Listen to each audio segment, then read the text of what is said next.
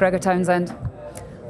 Well, Gregor, just talk us through the emotions of what happened in the last 60 seconds of that match.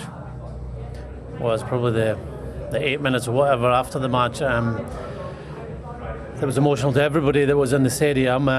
We're celebrating the box because we can hear the TMO saying the ball was on the ground. We can see the ball on the ground. It's obviously a huge disappointment that try wasn't awarded at the end. Obviously, it doesn't matter in terms of the fact that France has won this match, but what happens now? I mean, can you speak to World Rugby? Is there any discussion to be had? There's always a review process, and look, people make mistakes, but we do have video angles to show, and it just seems a strange one because we're hearing the narrative, and ball hits the floor after it touched the French player's foot. And it happens. You got to play better than the refs or the TMO decides, and we have to be clearer ahead going into that period. But we obviously believe we scored a try to win the game. Let's talk about the game.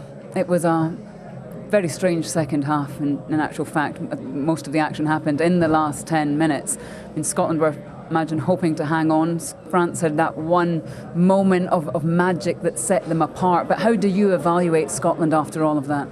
Yeah, we weren't hanging on. We were controlling proceedings. France only had one moment where they got away. A lot of the pressure we had on them.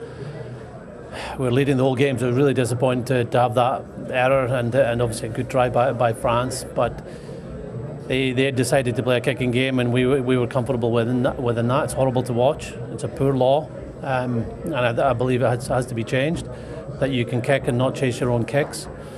But we played a very physical game today. We put huge set-piece pressure on France, and were in control of the game. So I was really disappointed to go behind, but so proud of the players how they came back, won the ball on 2 occasions, turned France over and got the ball over the try line at the end.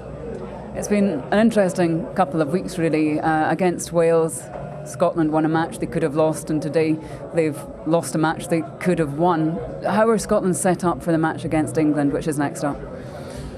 Yeah, both have been 1 point, or there would have been a 1 point win, but they've been close games, and that's the great thing about the championship, that teams are providing very competitive matches.